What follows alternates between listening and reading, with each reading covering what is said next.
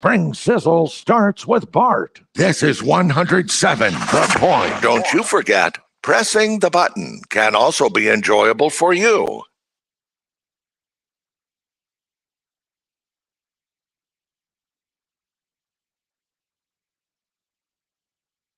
Sports Talk is heard across the state on radio affiliates of the Sports Talk Media Network and is streaming live on SportsTalkSC.com, as well as Twitter, Facebook, and YouTube. The South Carolina Education Lottery lucky number to call in is 888-898-2525. That's 888-898-2525. Now, here are Phil, Chris, and Pat with tonight's edition of Sports Talk.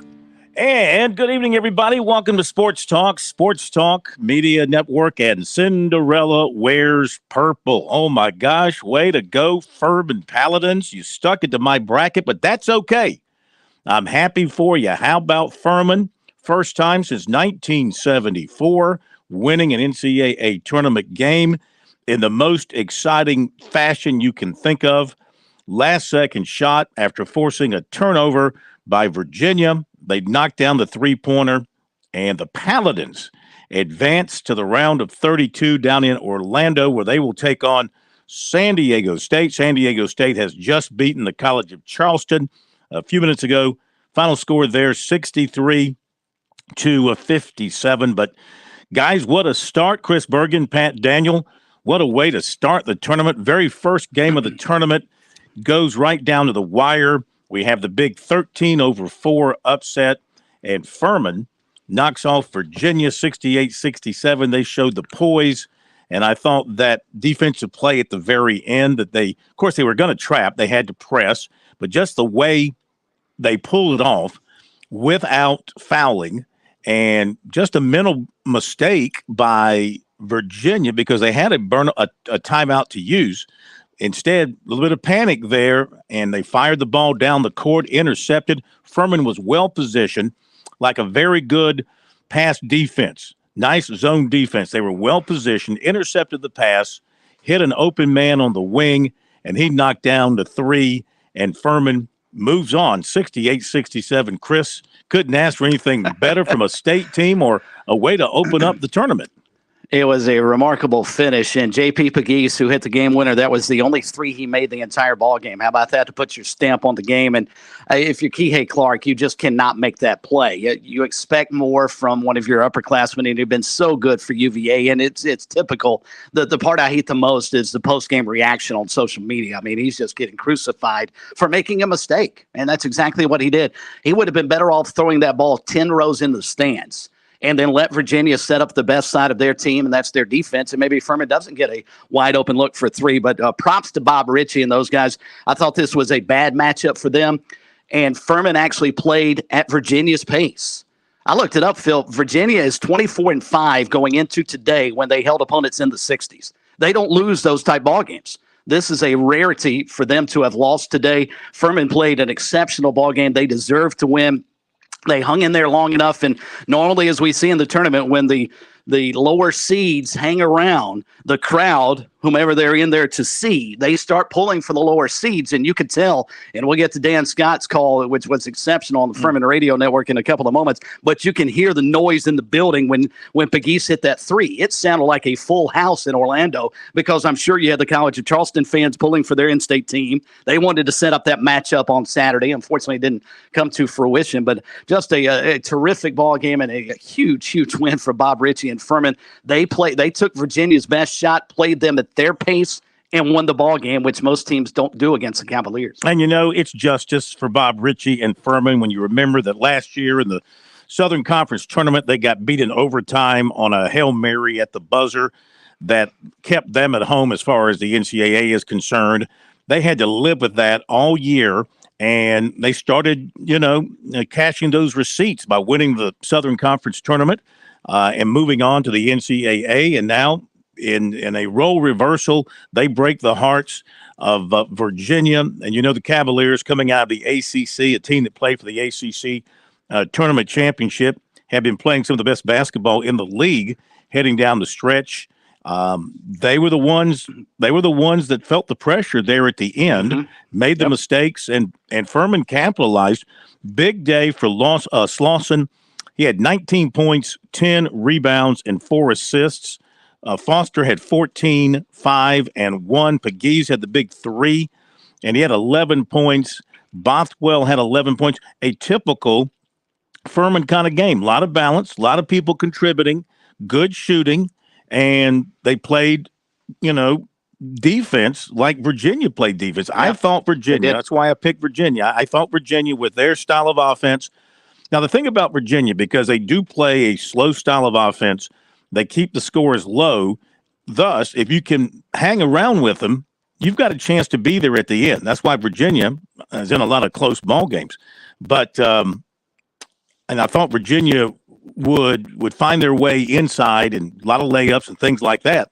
Wasn't the case today, and Furman was able to hang in there with them. Virginia had the lead for much of the game. They had a kind of a healthy lead there for a while, but Furman didn't cave. They hung tough. They caught up, and then they forced the big mistake and got the big shot. Shedrick had 15 and 13 for Virginia. Beekman had 14, 5 rebounds, 5 assists. So on go the Paladins to take on San Diego State. San Diego State and the College of Charleston. That was a good ball game. That was a tight ball game until the last minute. Yes, it was. And I thought the College played very, very well. They just couldn't make shots. And that was my big concern going up against San Diego State, who's as good a defensive team as Virginia is.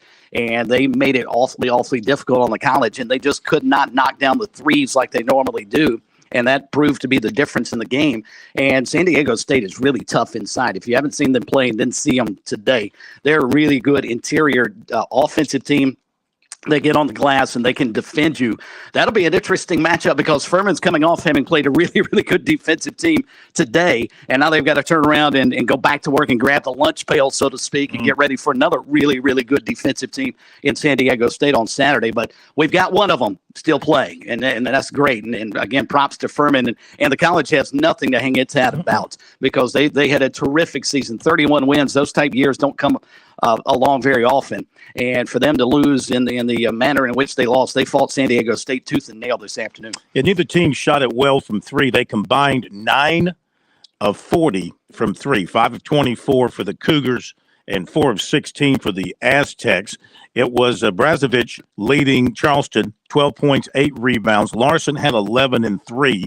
That's the top of the scoring for the Cougars. So tough loss for them. 31 and 4 is a heck of a season, no matter how you slice it. And they were the 12 going up against the 5. So, technically, in San Diego State, not technically, but in actuality, San Diego State was a 5.5-point favorite. So it would have been an upset for the College of Charleston to win this game. But I think we all thought they had a good chance. I picked them to win. I got off to a terrible start. I mean, I'm happy for Furman, but sad for me. That was a miss. And I missed on the Cougars. And I also missed on another one of the early games today. Let's see. I did get Alabama right. I did get Missouri right.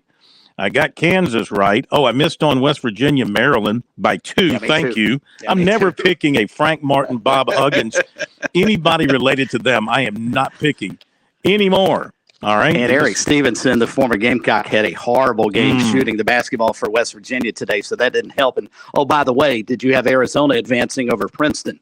Because that is in jeopardy now with about a minute left to go. Princeton's got a 1-point lead. Now, when I left my car, Arizona was up by like 10. What happened? Yeah, it's 56-55 with 50 seconds to play. Princeton trying to pull off another UCLA-esque upset by the Tigers. Rolling back to the days of Pete Carrill. Boy, that really will be tough on the old bracket. And Arkansas is running away from Illinois. Illinois, of course, their coach, a former Frank Martin assistant. So stay away from the Frank Martin line.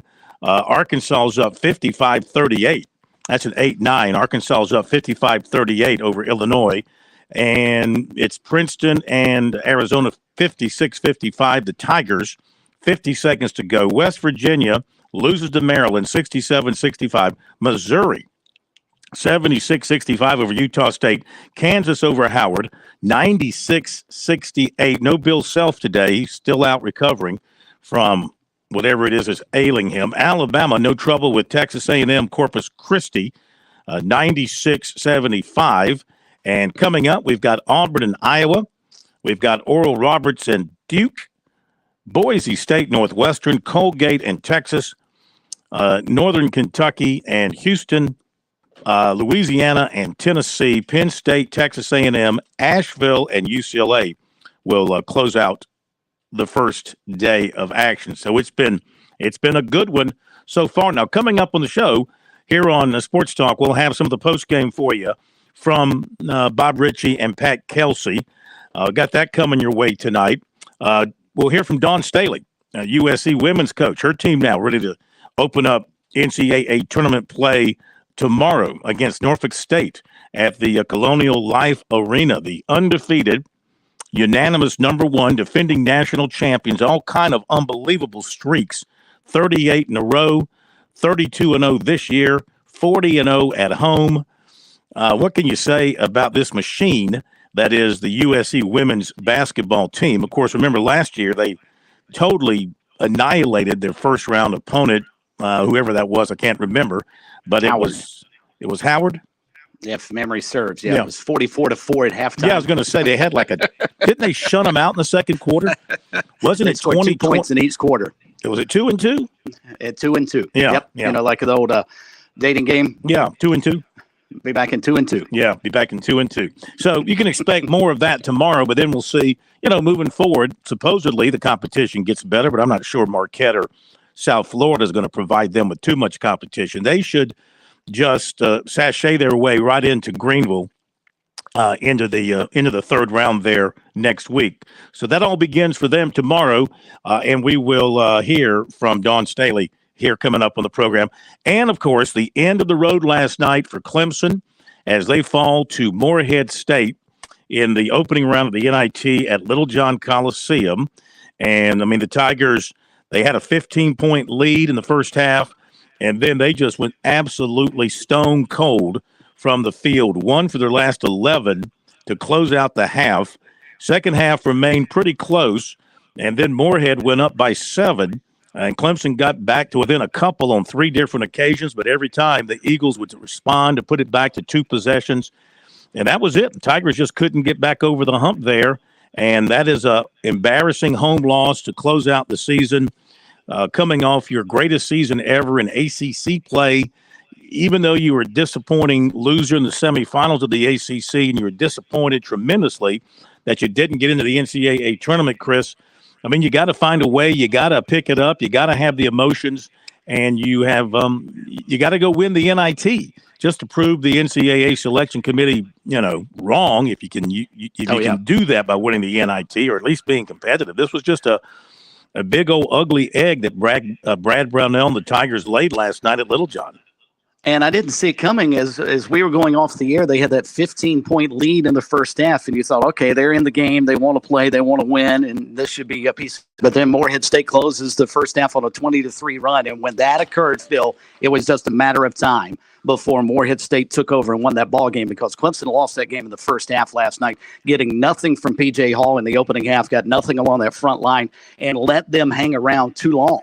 And when an underdog hangs around, even on the road, they start to gain some confidence. And Morehead State's a really good defensive team, actually a little bit better than Clemson was, and they put it on display. And I know Brad Brownell is catching a lot of grief today, but it's not his fault that Clemson went 8 of 14 from the foul line, one of the best free throw shooting teams in the country, and couldn't knock down any free throws. And that didn't help them when they were trying to rally late. So a lot of blame around around Tiger Town after that game last night because that's not one they should have lost. No, tough night for all concerned. And, of course, coming off the week where the athletic director said this is an NCAA tournament team, thus, Brad Brownell remains the coach, et cetera, then you go to the NIT and you just don't play well. And you lose and your season's over. And now you see players starting to hit the portal and all that kind of stuff. So very tough night last night for Clemson. Not a good performance. They'll have to live with that in the offseason here and try and bounce back and get ready for next year. Okay. And it's over. Princeton has upset Arizona. Oh, my gosh. 59-55. Down goes the 2 seed. There's your 215 in the South. Brutal. I had those guys going to the Elite Eight before Alabama got hold of them. I had them winning a couple of games, too, All right, as long as my Final Four right now is still intact, only because they haven't played, I don't think. Enough teams, exactly. So far, I'm still good from that standpoint. So let's go to the break, and we'll come back and start getting into your phone calls and get into other things tonight here on Sports Talk. Phone number 888-898-2525, South Carolina Education Lottery lucky number.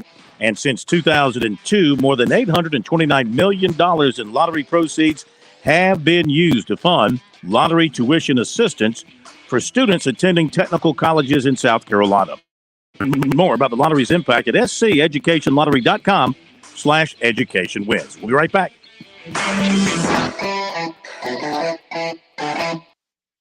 South Carolina's largest hunting, fishing, and outdoor expo takes center stage at the Palmetto Sportsman's Classic, sponsored by Farm Bureau Insurance. Come on down for a good time with over 350 vendors, dogs competition, extreme raptor show, kids catfish pond, and much more family fun. Hope to see you at the Classic, March the 24th through the 26th at the South Carolina State Fairgrounds.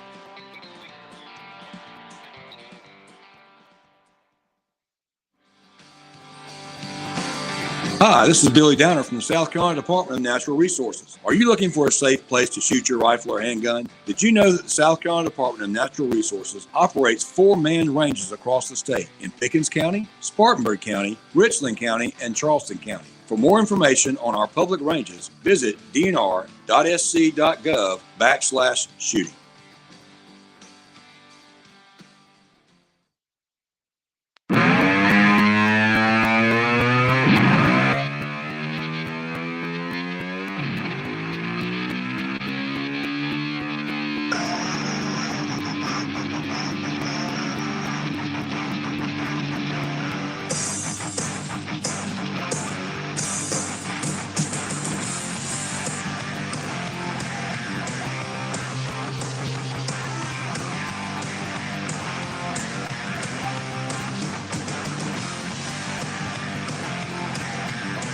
All right, we're back with you, Sports Talk Media Network, to your phone calls in just a second.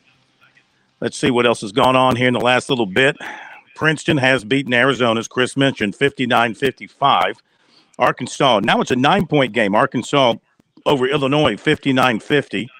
And that is it. That's the only other game going on at this time. So Furman a winner and College of Charleston a loser. So here is the call. I haven't heard this. Chris has. He says it's superb.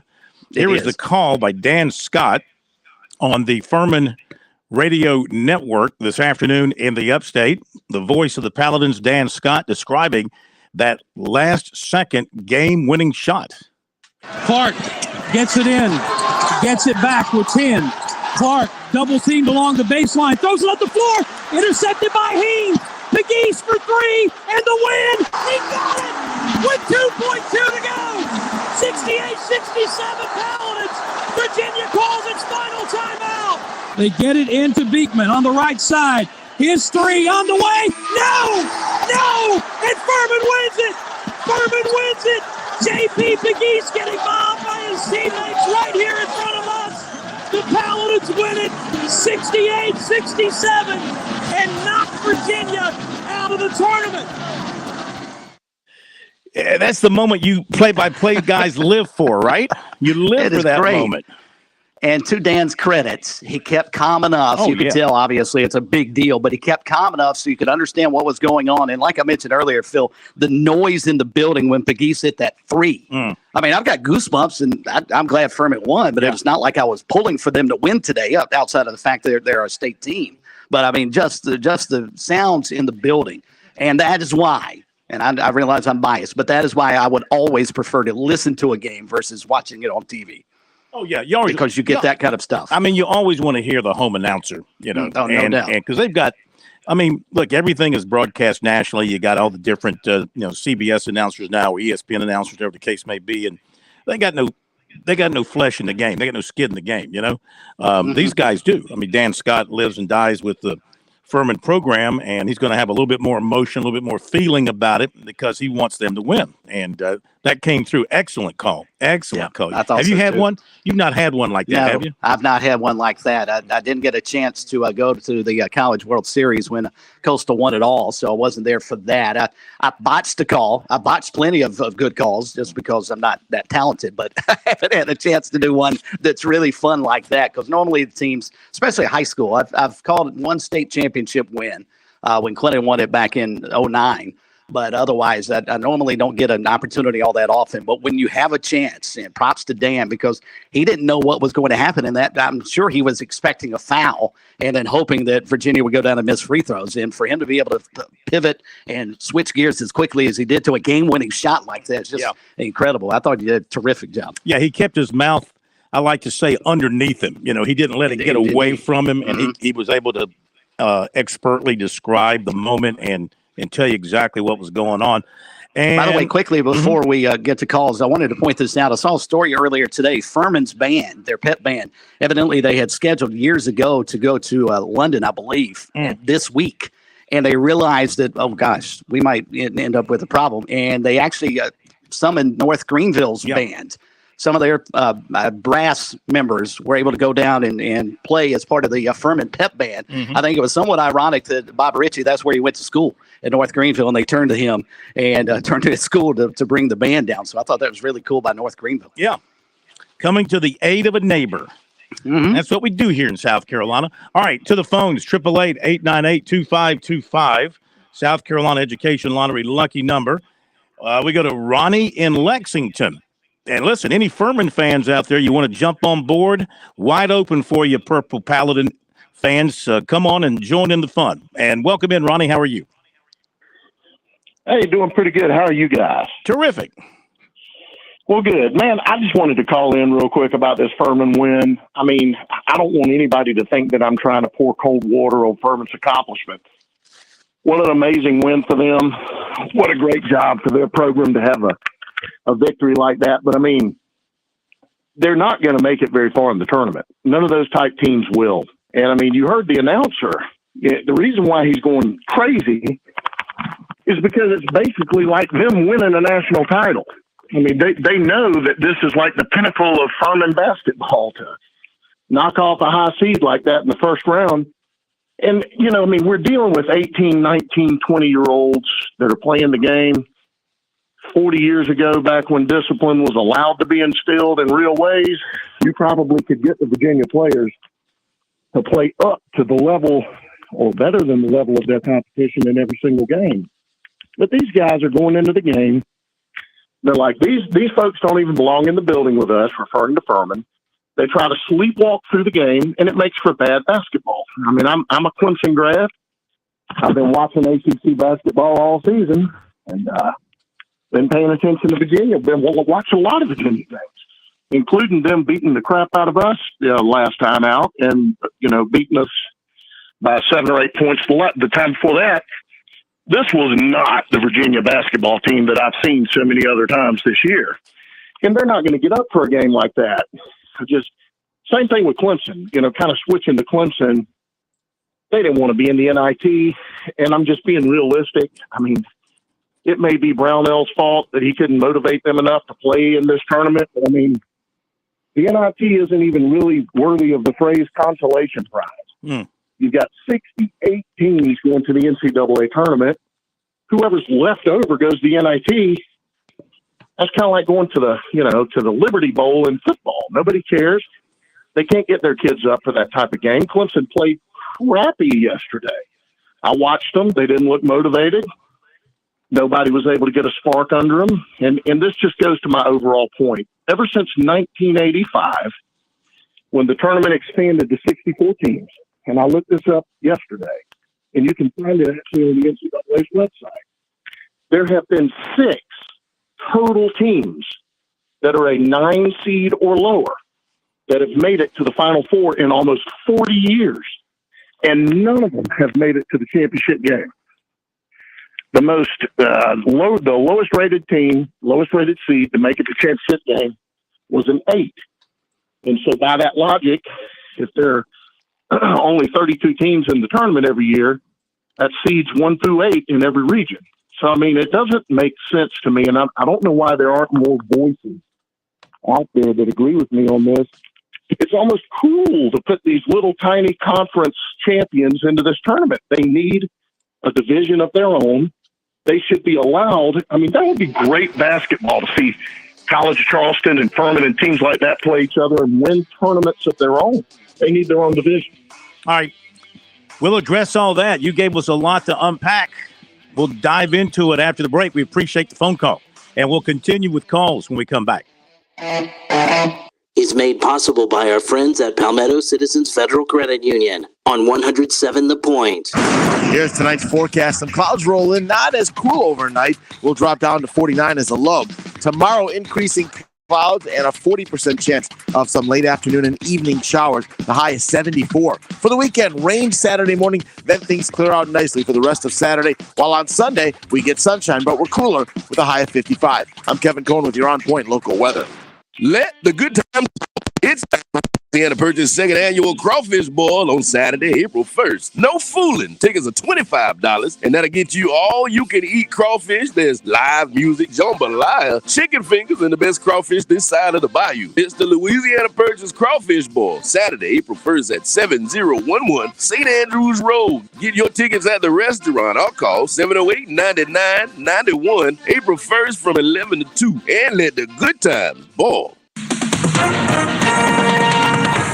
With SRN News, I'm Keith Peters reporting China is accusing the U.S. of spreading disinformation amid reports the Biden administration is calling for TikTok's Chinese owners to sell their stakes in the company.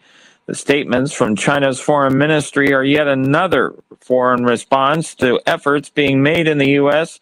to restrict the app's influence. TikTok has long been dogged by criticism that it would give user data such as browsing history, location, and biometric identifiers to the Chinese government. U.S. health advisors are backing the continued use of Pfizer's COVID-19 pill Paxlovid, saying it remains an important option for adults at high risk of severe illness. On Wall Street, the Dow up by 371 points, the Nasdaq rose 283, the S&P advanced 68. More details at srnnews.com.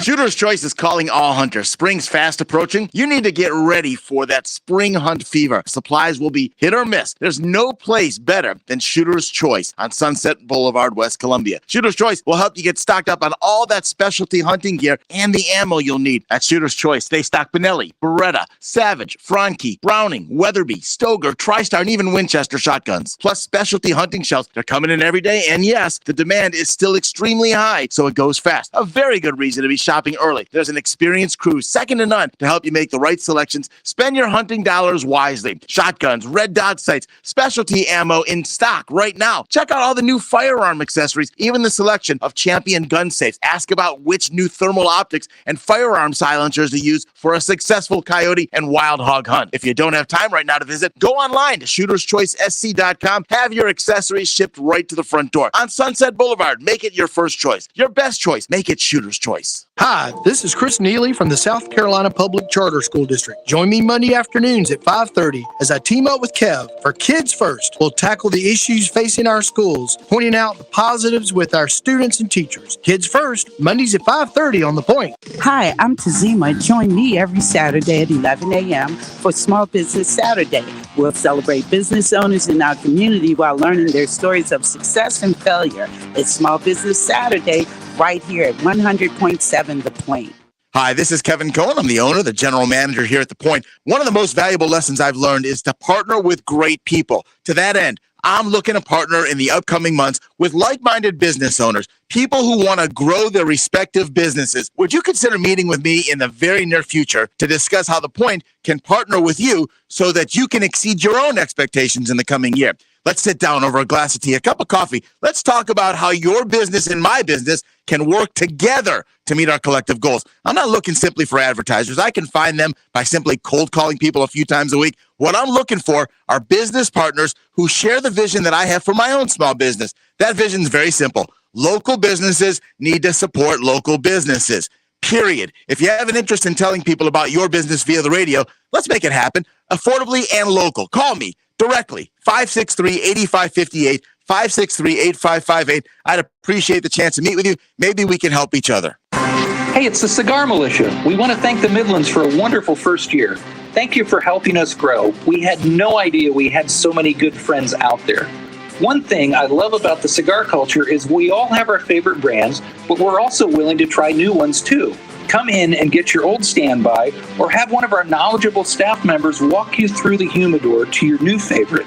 We're at 1410 Colonial Life Boulevard in the same plaza as the Melting Pot Restaurant.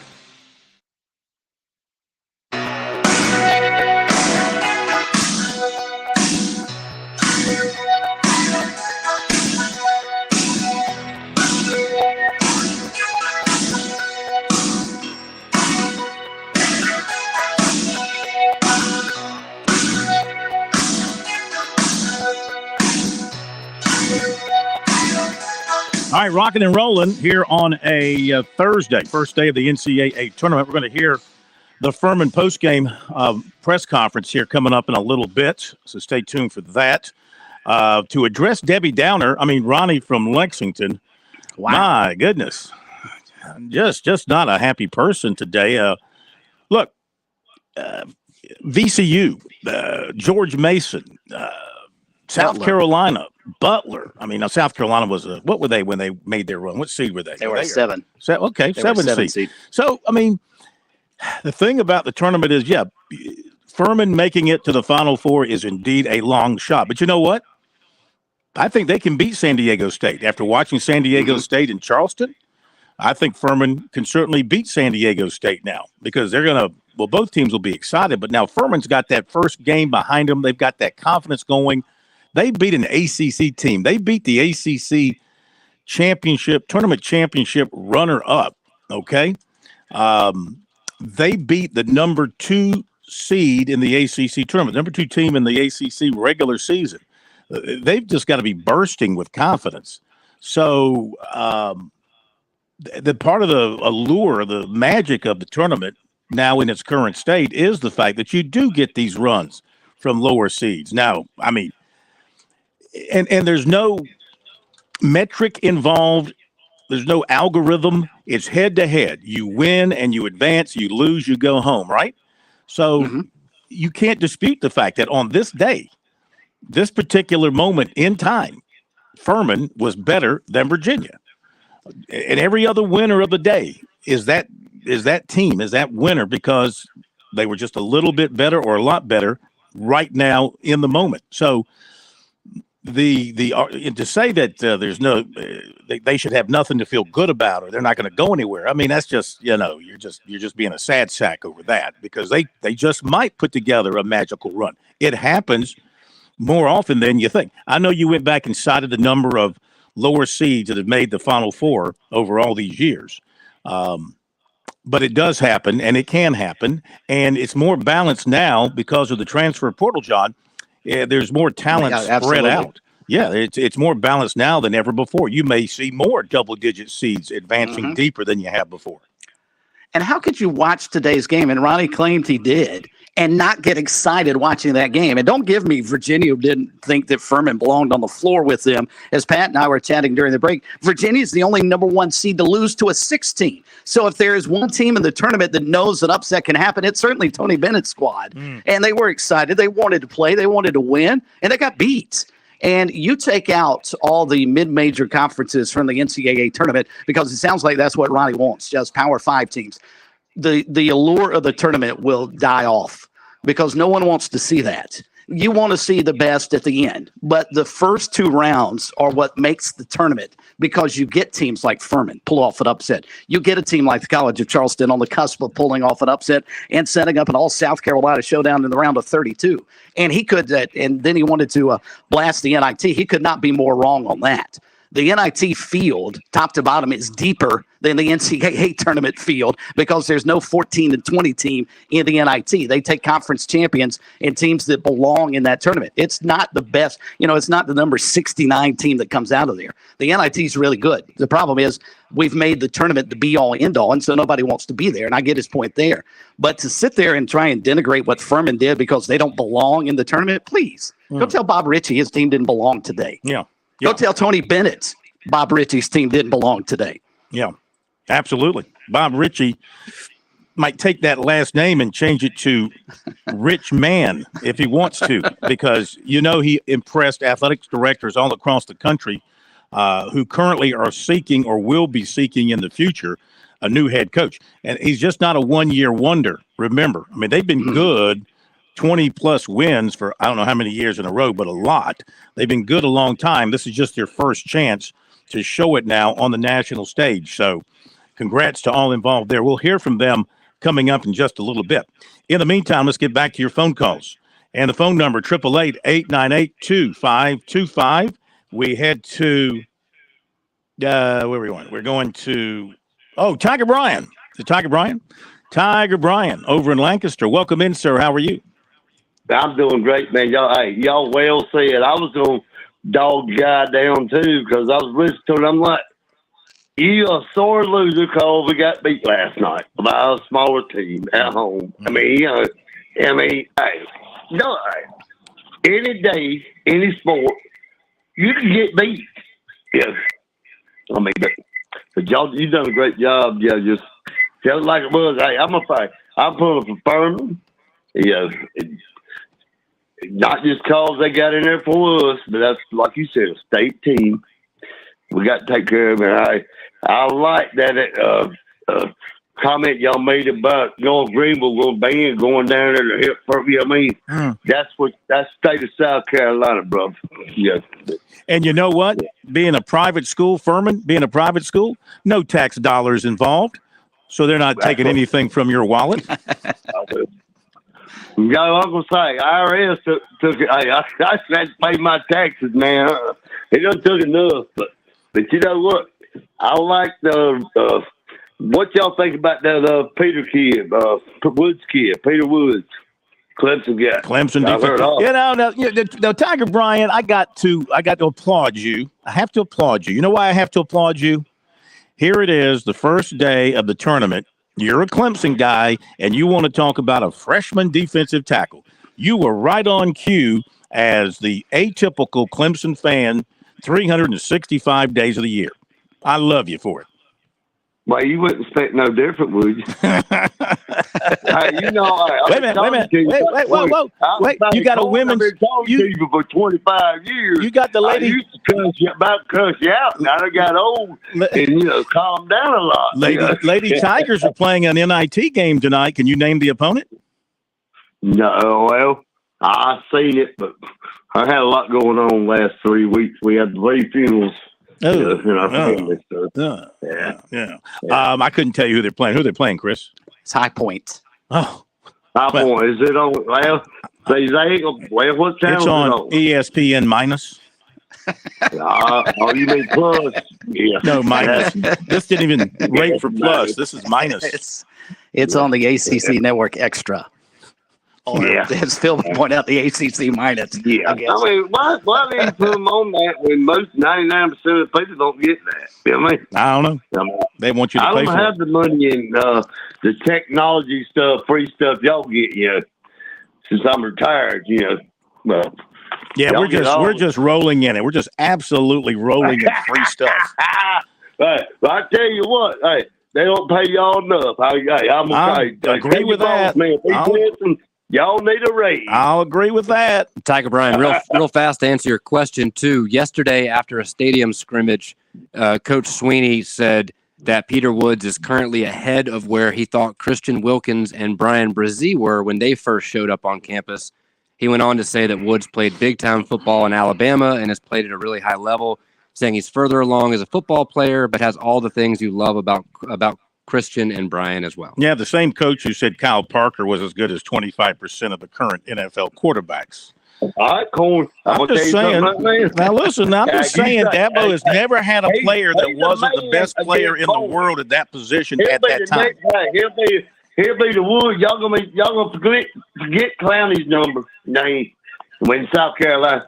That boy there at Clemson, I just say he's a man against boys. He's 18 years old. Yeah. I mean, if he stays out of trouble and keeps his head on right, Yeah. And I don't care. I want all our athletes on our team. South Carolina, Clemson, Herman. I want them to keep your head on right and get them. education and, make something out of herself instead of what's this crazy world going on. You know what I mean? Don't disagree. Don't disagree. Okay, Tiger Brian, we got to go. Thank you very much. And the fact that you mentioned keeping your head on straight and staying out of trouble reminds me of a story that came out today from the Greenville News by the writer there who covers, Emily Adams, who covers South Carolina. And she had the story about the insight on what happened with the 3 Gamecock players who were suspended.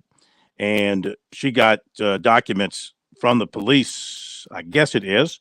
And in the story, she said that according to the police documents, Anthony Rose was the owner of a AR-15. Is that what it's called? An AR-15. And so he had that in his room, according to the police report. Now, he had that in his room. So a monitor there at the dorm saw it and apparently was calling officials to come take a look at it. He takes it and throws it out the window. Oh, my gosh. He takes the rifle and throws it out the window. Montague Raines, the freshman who was there, I don't know if they were roomies or what, he goes outside into the area there where the gun was thrown to, and he picks it up and he sticks it in his pants.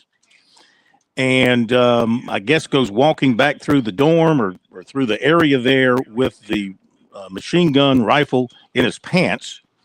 And then they get in a car with the 3rd person who was suspended, and I guess they go driving off.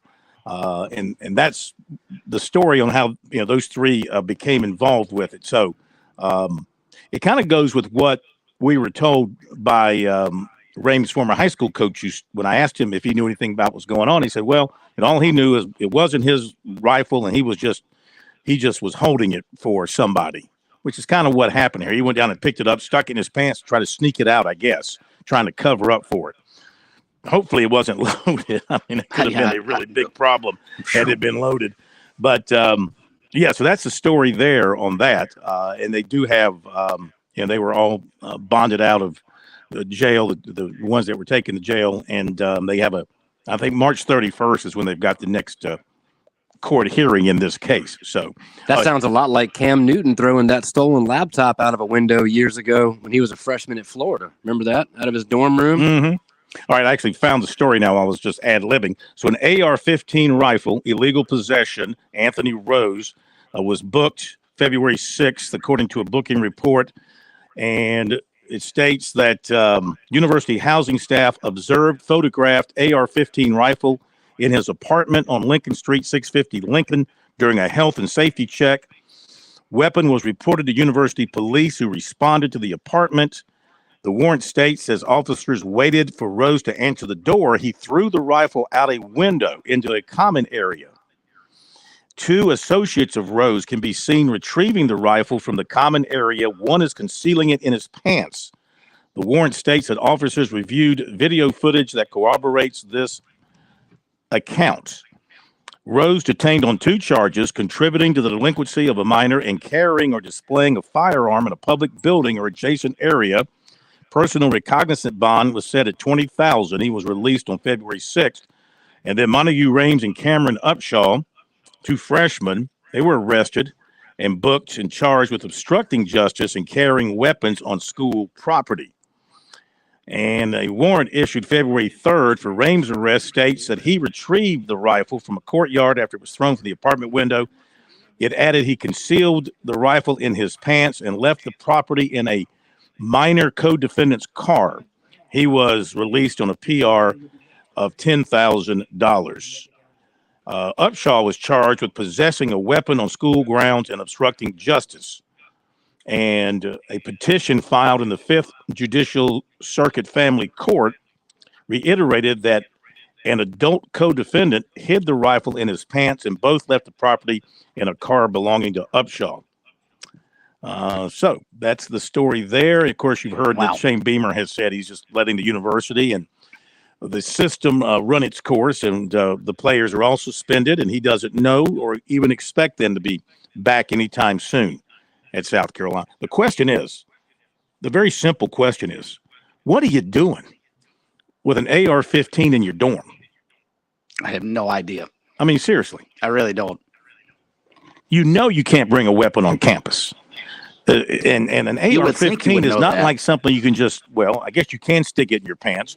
I didn't think you could because I didn't think it was small enough to fit in your pants. Well, he's a big guy. Maybe he had some, baggy pants on, like warm-ups or something, and you just slipped it down the leg side there. But man, you're playing with fire.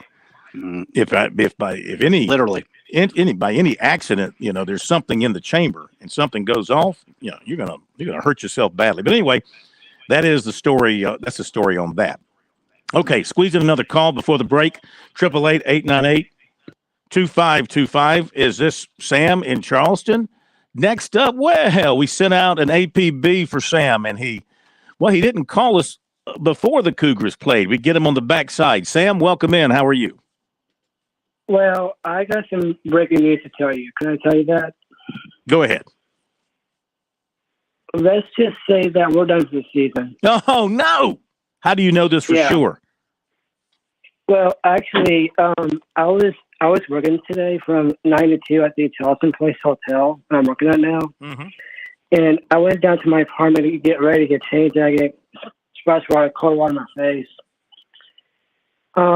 So if you look at the first half, you guys have watched the game lately?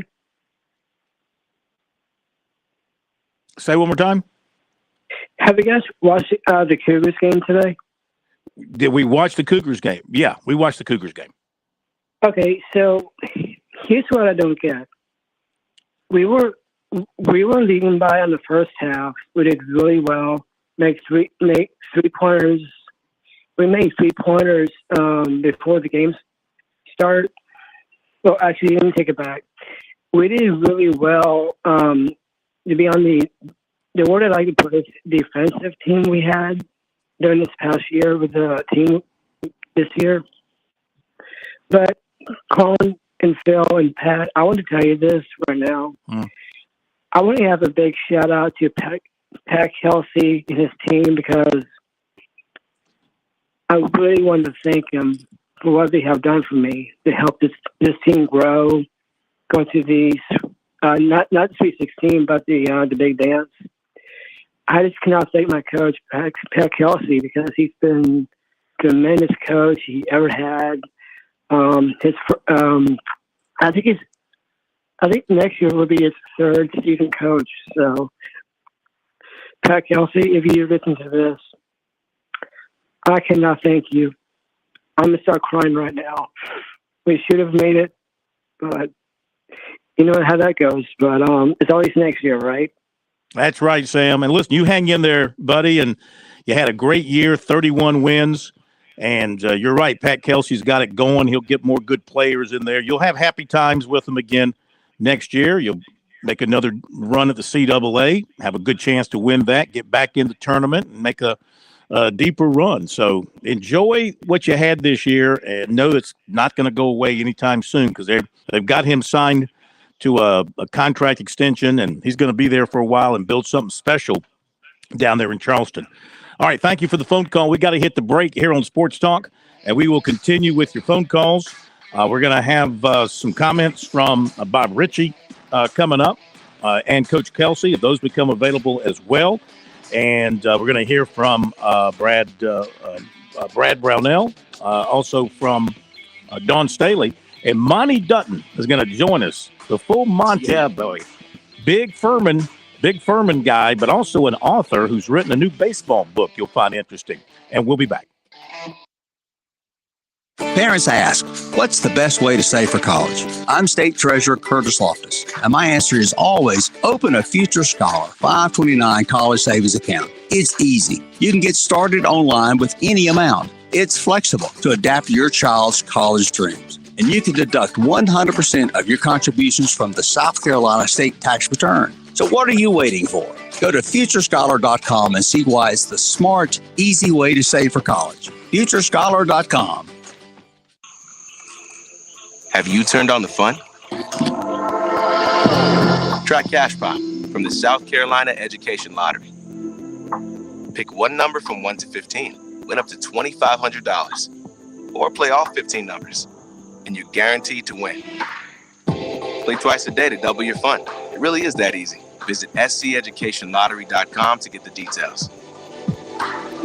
Cash Pop. It's the light of the party.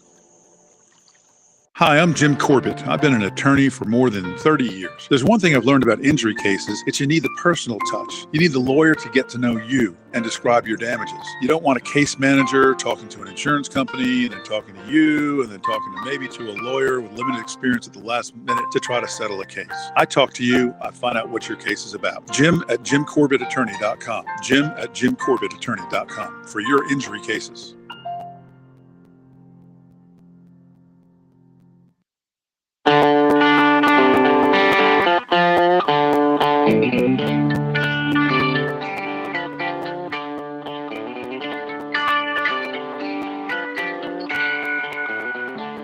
Okay, Arkansas has knocked off Illinois in 8 over 9, 73-63. So the Hogs advance. Princeton beat Arizona 59-55. Maryland over West Virginia 67-65. Furman beats Virginia 68-67. Missouri 76. Utah State 65. Kansas 96. Howard 68. Alabama 96. A&M Corpus Christi 75. San Diego State 63, College of Charleston 57. Iowa out early on Auburn 6-4. Duke and Oral Roberts be the next one to tip at 10 after 7. So you're up to date there. We go to Hank in Columbia. Next up here on Sports Talk. Hello, Hank. How are you? Hey, I'm doing fine, Corn. I read that story that you were talking about out of Greenville. And, I thought the biggest shame about it was the Rose guy had been on campus for a year. So obviously he's had this, he was a redshirt, going to be a redshirt freshman next year. So he's obviously had this whatever weapon or either brought it back when it came from home. The sad part is something that you have talked about in the past and we've talked about. Raines had only been on campus for like 3 weeks. And the reason that they said he left in the car of the minor is because Upshaw, who had been on campus for 3 weeks, was only 17 years old. So that's why his thing was in juvenile court. Mm-hmm. And that goes to that thing of, it looked like both of them were just trying to cover up, help Rose cover up whatever he was doing. And so I hope, whatever suspension the university does grant them some clemency, even if they have to be out of football for a year or suspended for a year to come back. Well, but it's the sad thing of these kids getting on campus who haven't graduated high school and not really being mature enough to be on campus. I don't disagree with you, but there is a kind of a precedent when you go back and remember what happened in the basketball program where they had an incident involving BB guns. And that decimated Frank Martin's program. They kicked off, 3 guys, I think, left the team or kicked off the team? Well, some of them left now. Remember, some of them had the option to come back because you remember Silva, there was another guy was involved with it that stayed, but then one of the guys transferred out. The kid that went to Keenan was on the team. He transferred out to Louisiana Tech. So I don't think everybody involved in that incident left. I think a couple of them left. Mm-hmm. Yeah, but I remember it hurt the basketball team because all of a sudden they were down some key personnel. But I got a feeling that Mr. Rose is in some serious doo-doo here with this. And I hate it for the young kids, Corn. Those kids that just got on campus because that's the fallacy. And you talked about it before, that these kids come in mid-year. Yeah, well, and just thrown into a college. But in the case of Mr. Raines too, he had a little issue at Sumter High School that led him to transfer to Manning right before his senior year. I don't know if that comes into play when you look at his overall body of work, so to speak. Here he is on campus just a few weeks, and he's got himself caught up in something. Maybe he was feeling, an older guy, and he was trying to help him out. It'll be up to the authorities to decide if these guys deserve a chance to come back. I'm all for second chances. Don't get me wrong. If they let them all back in after they do it, I don't think they should all. I'm Corn. I don't think if this Rose guy had been there for a whole year. Mm-hmm. And it's his weapon, I really do think he should be gone off the team. Mm-hmm. I just hate it for the guys that have been on campus for 3 weeks because I've always been concerned about athletes coming mid-year onto a college campus where is just, a lot of influence for guys who still need maturing. Yeah. Well, you're probably right. I'd have to know why he had the weapon. Well, that's probably a lame excuse there, Corn, to think about it. Why would anybody have an AR-15 on campus? But yeah, you're probably right. They probably will drop the hammer on him, and that might be a little bit too much to give a second chance to. The other guys you might take a closer look at. Okay, top of the hour. We'll be back. By the way, before we do what's supposed to happen here, thank you for pushing the button. I thank you. Programming thanks you. America thanks you. WQXL Columbia, W264DF. Grills, outdoor kitchens, and fireplaces. Spring Sizzle starts with Bart. This is 107 The Point. News this hour from townhall.com. I'm Keith Peters reporting. Russia's apparently trying to recover U.S. drone debris in the Black Sea. That's the assessment from the Pentagon, where a spokesman says the U.S. has indications that Russia is likely making an effort to try to recover the downed American drone. However, Brigadier General Patrick Ryder says Defense Department officials believe it's very unlikely that they would be able to recover anything useful. White House correspondent Greg Clugston says the drone was downed after a Russian intercept, but Moscow maintains that its warplanes didn't strike the drone. Meanwhile, Poland will send 4 Soviet-era MiG fighter jets to Ukraine, becoming the first NATO country to send planes since Russia invaded last year. National Security Council spokesman John Kirby says Poland's decision to send Ukraine fighter jets will have no bearing on U.S. policy going forward. These are sovereign decisions for any country to make, and we respect those sovereign decisions. I think it's also important to remember, and I'm not going to miss an opportunity to plug Poland, who is really punching above its weight when it comes to supporting Ukraine. 11 of the biggest banks in the country announced a $30 billion rescue package for First Republic Bank to prevent the California-based bank from becoming the third bank to fail in less than a week. Correspondent Ken Sweet reports the bigger banks are said to be working on a rescue plan for First Republic. From my understanding, according to experts and sources, Wall Street is looking to stop any more banks from failing, fearing that a domino-like effect might happen in the financial system. Wall Street liked what it heard. The Dow was up by 371 points. The NASDAQ Composite Index rose by 283. The S&P 500 advanced 68. Oil up 74 cents to $68.35 a barrel. More on these stories at townhall.com. Relief Factor, pain relief that's natural, pain relief that works, and pain relief that attacks the source of the pain. That's the experience of tens of thousands of Americans who are taking Relief Factor right now. See their incredible video endorsements at relieffactor.com and then order your 3-week quick starter pack for just $19.95. That's less than $1 a day. Find out if it can work for you like it works for me by ordering your 3-week quick starter pack today. Relieffactor.com, relieffactor.com. Be the next success story. My brother-in-law died suddenly, and now my sister and her kids have to sell their home. I knew we could not put off getting life insurance. An agent offered us a 10-year, $500,000 policy for nearly $40 a month. SelectQuote found us identical coverage for only $18 a month. Call SelectQuote at 1-800-940-6161 or go to SelectQuote.com now. That's 1-800-940-6161. Full details on example policies at SelectQuote.com/commercials. Thousands of Los Angeles school district employees are planning a 3-day strike next week. We hear more from correspondent Shelley Adler reporting.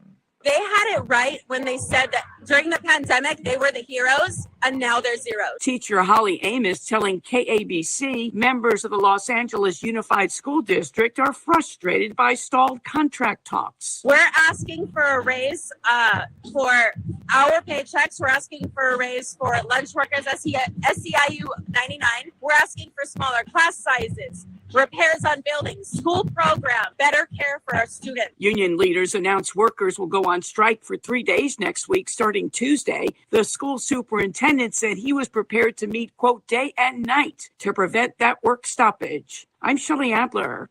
News and analysis always at townhall.com. I'm Keith Peters reporting. On Point Weather is made possible by our friends at Palmetto Citizens Federal Credit Union on 107 The Point. Here's tonight's forecast. Some clouds roll in, not as cool overnight. We'll drop down to 49 as a low. Tomorrow, increasing clouds and a 40% chance of some late afternoon and evening showers. The high is 74. For the weekend, rain Saturday morning, then things clear out nicely for the rest of Saturday. While on Sunday, we get sunshine, but we're cooler with a high of 55. I'm Kevin Cohn with your on-point local weather.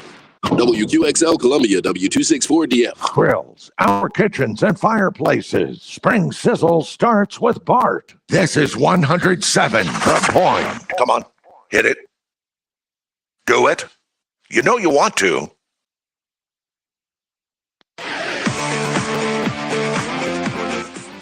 Welcome back to Sports Talk on the Sports Talk Media Network.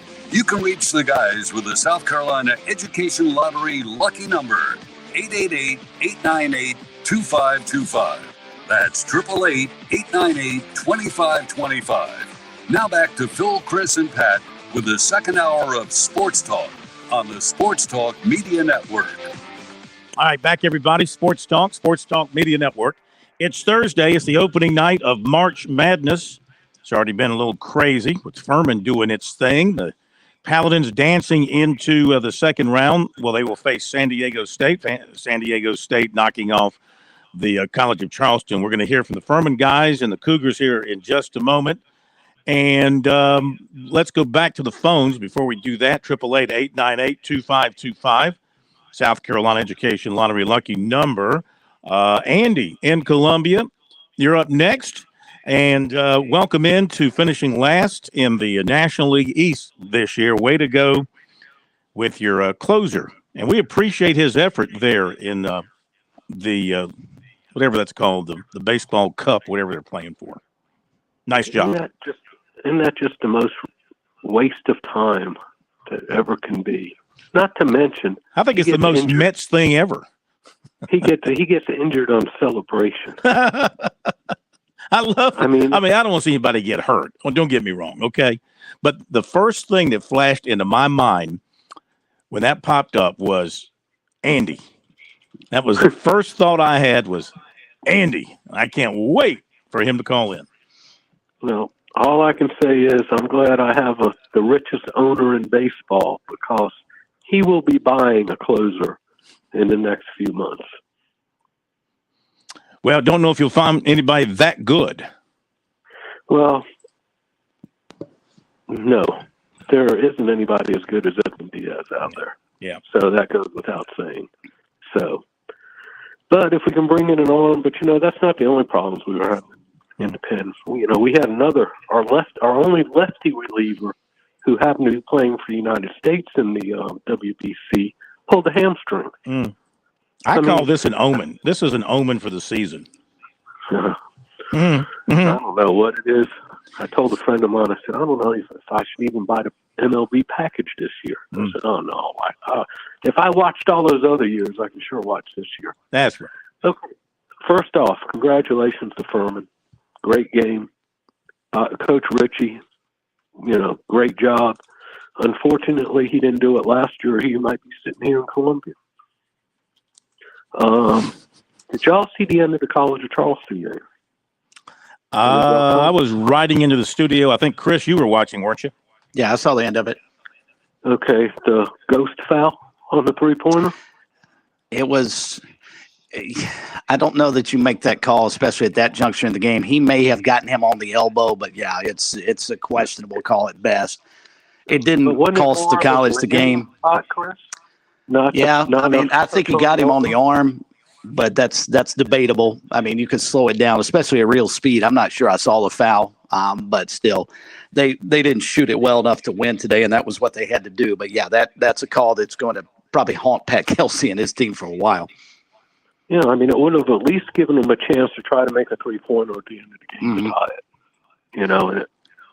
Supposedly, what I was watching or I was hearing, it was more of that the defender didn't give the shooter enough space to land after on his jump shot, which was BS too. So I kind of feel like the College, they didn't play that good of a game, but they got hosed down at the end. And honestly, I expect much better officiating during the fine during the tournament. But, I guess we've had crap all year, so that's what we get. And Andy, expect more of those calls. That was a point of emphasis. Before the tournament started, there was a report that came out that referees had been told that there were a handful of calls that became calls of emphasis or whatever you want to call it for this tournament. And one of those was allowing a shooter to have a place to land. So expect to see more of those, unfortunately. Well, you know what, Pat? If it's a call that deserves to be made, yeah. But he had plenty of room to land. So, I mean, I just don't get it.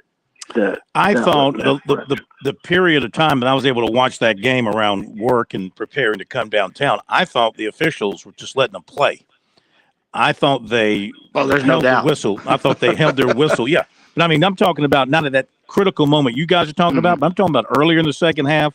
I'll tell you when it was. It was from the under 12 timeout. They ran well past the under 8 timeout.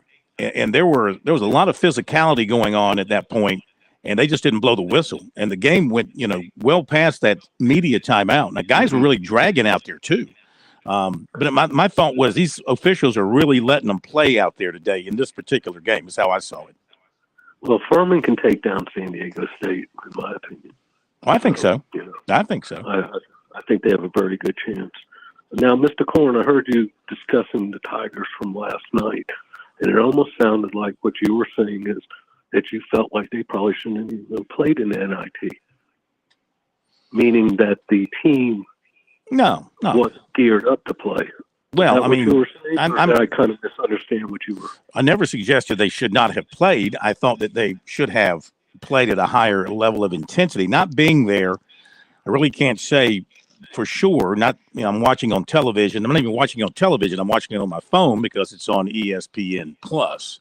All right. I could have thrown it up on the phone, I guess, on the television when I got home. But anyway, and they must have been focused early because they built a 15-point lead.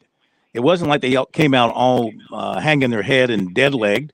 They came out and played good basketball, built a 15-point lead, but they lost their shooting touch, And Clemson, when Clemson lives by the 3, that's not a good thing for them. Occasionally, yes, but when they live by the 3, that usually leads to a loss for them in the Brad Brownell era. They need to work it inside some. They need to attack the basket and play good defense. That's how they win their games.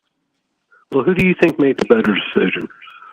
Hubert Davis at North Carolina by not having his team play, or Coach Brownell by having his team play and them stinking it up? I give my vote to Brownell. I'm always for the one that takes easy. a That's chance. not even a question. Yeah, it's Brownell by far. I mean, Hubert Davis looks like a petulant 5-year-old child that didn't get what he wanted, and he's going to take his ball and go home. North Carolina comes off looking horrible about this, even though they didn't play, avoiding trying to lose because the NIT is beneath you. They look terrible on this. Yeah, Brad Brownell and the Tigers didn't play well last night, but they tried. At least they showed up. I give them credit for doing it and going for it, and they just didn't have a good game for 40 minutes. Yeah, I always feel like if you have the opportunity to play, you should play not just for this year's kids, but for the kids for next year to give them even more practice and to give them even more playing time and the taste of the NIT, and hopefully they'll have the drive to even make it further next year. Yep. But that's just my opinion. You gentlemen have a great night. All right, thank you. And, grieve over Diaz and celebrate Rogers. Have a fun. great night. You do that. Okay. Thank you very much. Just looking at our Sports Talk bracket, our challenge, our Sports Talk March Madness, and I think we've got the most entries we've ever had. We thank everybody for getting in a bracket, so we appreciate that. Winner's going to get 2 tickets to a Braves game of your choice. Not opening day, not playoffs, but anything in between. Nobody has a perfect bracket anymore. We have several at 98.1. But nobody is 100% after the few games that have been played thus far. So, and I think I saw on social media earlier, Phil, after Arizona got beat, that there was like 0.12% of the brackets. I don't know what sample size this is, but nationwide that were still perfect. Yeah, a lot of people got we may blown be at up. 0. I mean, I got off to an 0-2 start. I took the first 2 games that finished went against me. I took West Virginia, and I took Virginia. So I got off to a terrible start, and it's continued to this point. All right, speaking of Furman, Let's listen in to the post-game press conference with the Coach Bob Ritchie and the players. Hopefully the players will be identified as they're talking. And Les, did you get a chance to identify the players, Chris? I did not. Okay. Well, I can look that up real quick. Well, hopefully, let's go ahead and roll it, and hopefully they'll be identified by at least a first name here, and we'll know. So here we go, Furman, post-game from their win just a little while ago. Well, what an unbelievable college basketball game. And, we've all year we've been saying that this team just knows how to win. And we knew we were going to have a great opponent in Virginia. We knew there were going to be some advantages in terms of their size, in terms of their physicality, the way they rebound, the way they defend.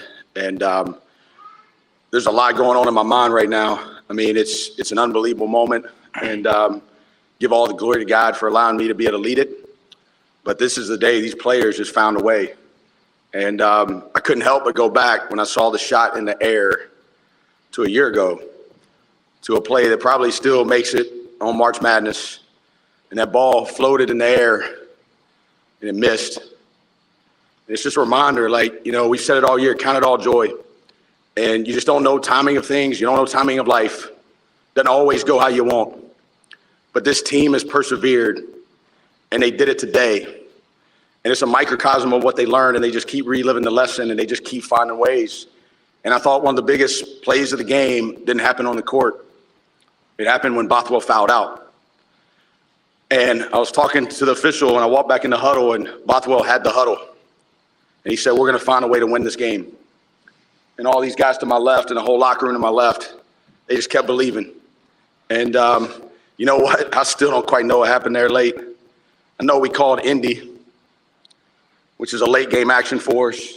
I think JP drove, found G, called the foul. Garrett Heen, he's had some issues with free throws this year. And it's not because he can't shoot them, just had to believe in it. And he got up to the line, he just went up there with poise and made 2 huge free throws. We jumped in to face, and then we had him trapped. I was calling for a foul, but the good Lord knew they couldn't hear me. And they threw it to us. And JP, he didn't make the all-conference team somehow, but he's on the all-winner team because he knows how to win. And he had a similar play in high school.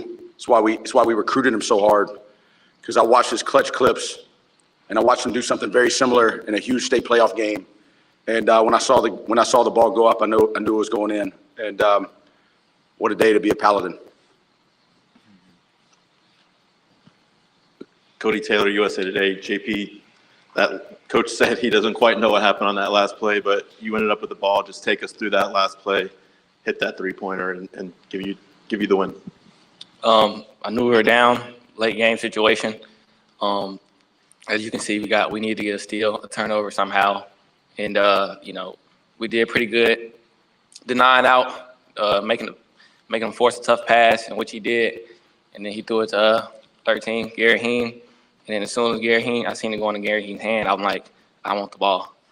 I feel like those are moments that I've craved my whole life, and I feel like I'm built for it. So as soon as I got the ball and I seen a shot attempt that I had, I knew that all I could do at that point was just rise up and shoot it. And I had full belief that it was going in, and it did. In the front, please.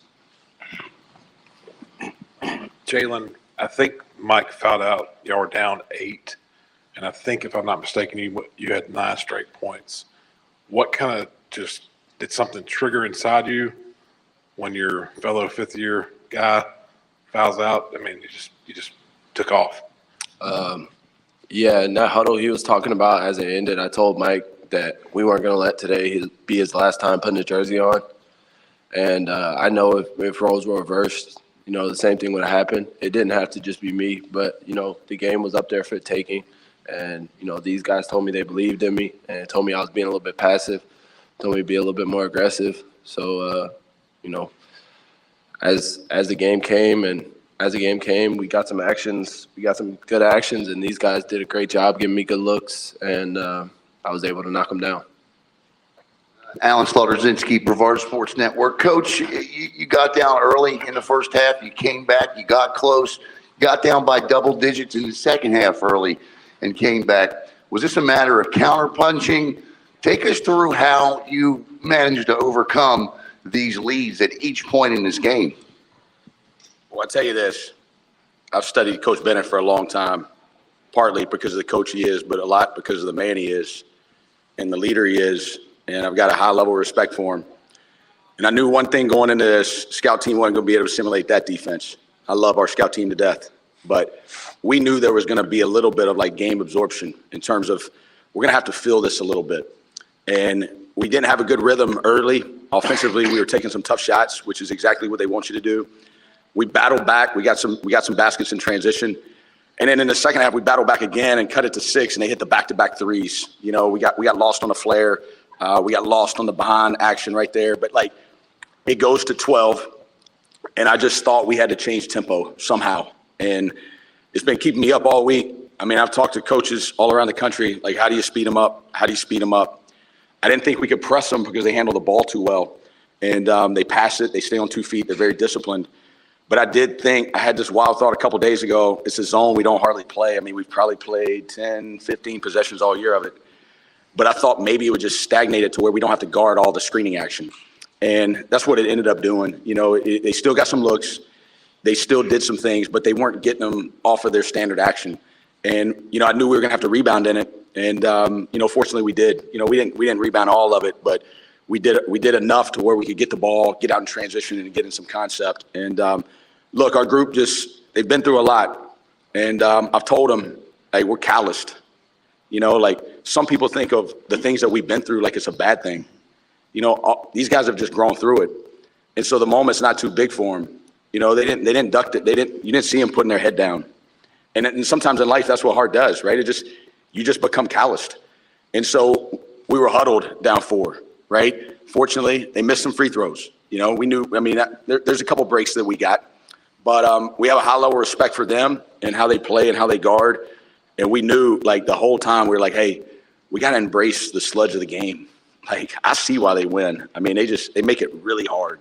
And fortunately, because they just stayed in it through the adversity, through the foul trouble, they just kept believing. And it was the whole message of the week. That's good coaching. That's good coaching by Bob Ritchie.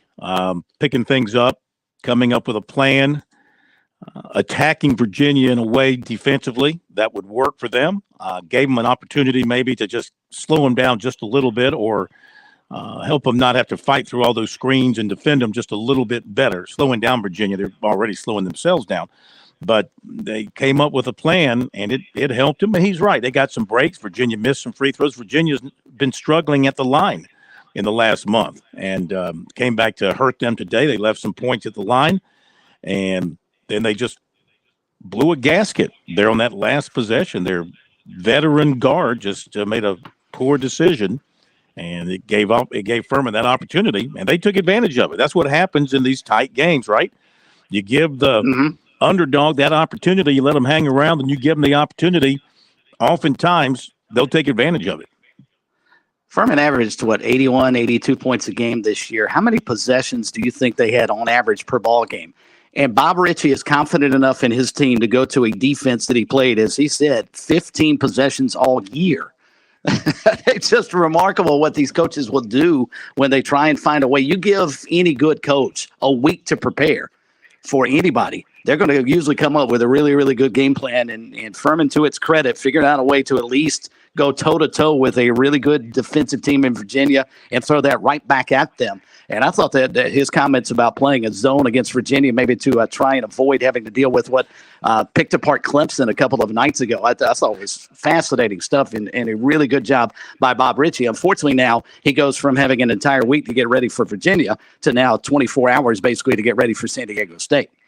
Okay, we go from happy time to sad time. And just a little while ago, the Cougars of the College of Charleston had their post-game session with the media after their loss to San Diego State. Here is Coach Pat Kelsey and a couple of players, I would imagine. Hopefully they will identify themselves. Here are the Cougars.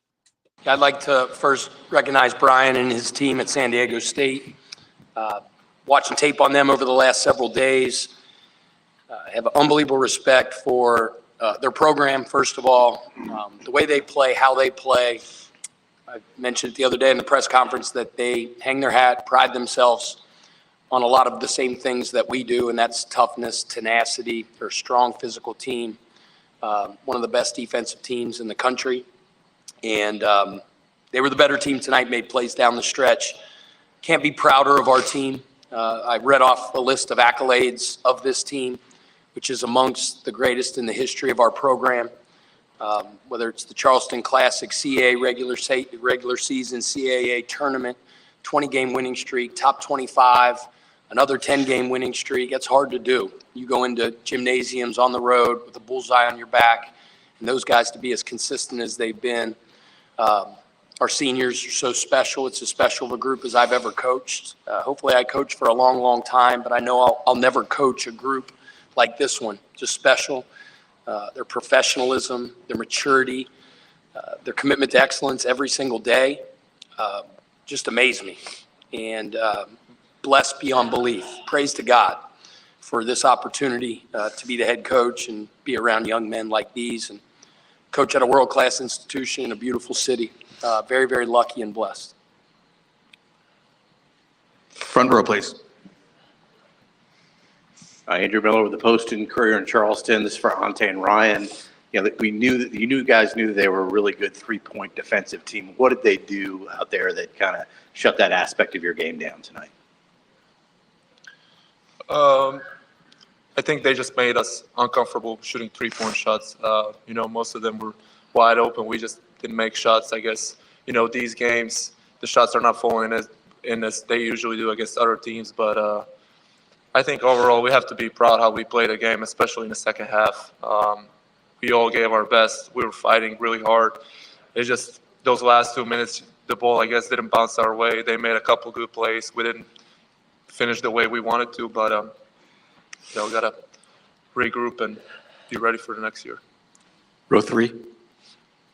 Ante, what is so difficult about trying to stop Matt Bradley off the drive when he gets to the basket? They went to that play a lot, and he drove and got key baskets in important moments. And why is that such a challenge? Well, he's just a really good player. You know, that's why he's here. That's why he plays at this stage. And we did a scouting on him. We knew what he's capable of doing. For the bigger part of the game, I think Jalen did a great job, you know, trying to slow him down. We tried to give our best to give him help, but, you know, they just made a couple bigger plays when we didn't. And I think that's what separated us from them today. Row three, middle. Gene Sapikoff from the Charleston Post and Courier. Ryan, could you just talk about the specialness, if you will, of this team and what this, you know, 1 year in Charleston was like for you? Yeah, I can't even put into words what this team means to me, what these coaches, the whole coaching staff means to me. Quite frankly, it's probably been the most special basketball season of my life, and it's all credit to my teammates and coaches, and to just College Charleston as a whole. The school, the student body, just gave us so much support the whole season. I would not trade a single thing for what has happened this year. I absolutely love each and every one of them in the locker room. Front row, please. Andrew Miller again from the Post Courier. Pat, you had a 7-point lead in the first half. What did they do, or what did you guys not do that kind of changed the momentum of the game there to close the first half? Sorry. Yeah, from what I remember, went on a little bit of a scoring drought, and again, they make it hard to score. You know, I mean, shot 30% from the field for the game, I believe, 20% from three, and we're still right there with a one possession game right there at crunch time. So they're long, they're athletic, they're tough, they're well coached, they're well schooled. You know, and you knew going in when you saw the matchup, you just look at their metrics and their statistics, and they take away threes as good as anybody in the country, and they defend the three-point line and hold teams to as low a percentage as anybody in the country. So we knew we had our work cut out for us. We went inside a lot to Ante, got us going early, scored the ball, loosened them up a little bit, and you know, to shoot that percentage and still be there at crunch time, I think a tribute to one thing. It's, you know, these guys' toughness, The second half, we were getting our butts kicked physically in the first half, and we never do that, ever. We were getting 7% of our misses back, and we're a team that gets 34, 35, something like that. We're top 20 in the country. And they were getting 36% of their misses. And a lot of those were like tips, loose balls, 50-50 balls, ones that we take pride on eating loose balls for breakfast, right? That's what we do. And before I even said anything at halftime, those guys had already addressed it. There's no question. I mean, credit them. They were the better team tonight. They won. In my opinion, we were the tougher, more physical, relentless team in the second half, and that's why we were able to be right there at the end. All right, there you go. The post game with the Cougars, and we'll be right back.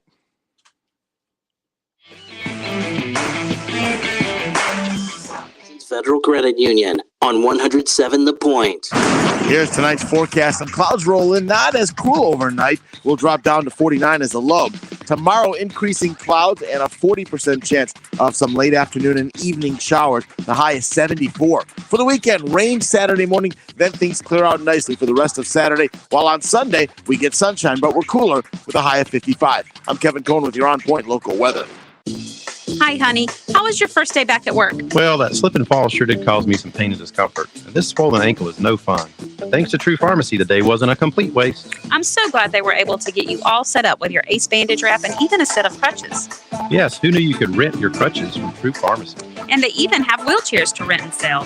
That's good information to know in case we ever need it for our parents if they get older. I'm so glad we found True Pharmacy. True Pharmacy, 2 locations, West Columbia and Divine Street. With SRN News, I'm Keith Peters reporting California Governor Gavin Newsom plans to transform San Quentin State Prison, a facility in the San Francisco Bay Area known for maintaining the highest number of prisoners on death row in the country. The goal is to turn it into a site where inmates can be rehabilitated and receive job training before returning to society. The state hasn't executed inmates for years, and the Democratic governor issued a moratorium on the death penalty in 2019. But nearly 700 prisoners remain on death row today. The announcement marks a massive shift in how the state could shape the fate of prisoners in the criminal justice system. A good day on Wall Street as the Dow was up by 371 points. The Nasdaq rose 283. The S&P 500 advancing by 68. More details at srnnews.com. Are you worn out from wall-to-wall political talk? Instead of hearing more about the stuff in Washington that's mostly out of your control, I'll give you the tools to actually take control of your money and your life. Dave Ramsey here. Join me right here on The Point. I'm live and taking your calls weekdays at 2 p.m. I'll teach you how to get on a written plan that actually works, get out of debt, and build wealth. Weekdays at 2 p.m. The Dave Ramsey Show at 100.7 The Point. Dave Ramsey here. Do you want your money to work for you rather than you working for your money? Go see my friends at Palmetto Citizens Federal Credit Union. They're not a mega bank and have been serving the Midlands since 1936, offering good old-fashioned customer service and free services. They'll look out for your financial well-being. With 14 locations, check them out today at palmettocitizens.org. Federally insured by the NCUA. Hi, this is Chris Neely from the South Carolina Public Charter School District. Join me Monday afternoons at 5:30 as I team up with Kev for Kids First. We'll tackle the issues facing our schools, pointing out the positives with our students and teachers. Kids First, Mondays at 5:30 on The Point. The pipes burst, you're getting the repairs done. Now it's time for your flooring. This is where the flooring department shines. We don't have a huge multi-million-dollar showroom, but we all buy from the same manufacturers. So why pay more? We're locally owned and have 30 years experience in the flooring industry, and we stand by our work. Get tremendous customer service and great pricing with the Flooring Department, 951-3567, or online at theflooringdepartment.com. That's 951-3567 or 951-FLOR, the Flooring Department. Join us weekday mornings at 7:31 a.m. for Straight to the Point with Pastor Steve Williamson. That's Straight to the Point, weekday mornings, 7:31 a.m. here on The Point, 100.7 FM. Hi, this is Kevin Cohen. The Point is a unique radio station. We don't have a bunch of huge corporate sponsors, and we're not a part of a local group of 5 or 6 corporate radio stations. We're a locally owned and locally operated station. In fact, we're a family. We think community first. We're all about local, local, local. And if you're a small business owner, well, it'd be my honor to sit down with you, talk about growing your business with the help of The Point. If you've never considered radio advertising, well, it works, especially talk radio. Our listeners trust us. They trust and they support our advertisers. You'd be surprised just how affordable running some ads on The Point can be. So let me put something together, a customized package that fits your needs, your budget. I'm not corporate. I'm just Kev. Call me, 563-8558, or email me at kev@makethepointradio.com. That's 563-8558, or my email address, kev@makethepointradio.com. Let's sit down. Let's talk about partnering up. Let's talk about seeing if we can grow together.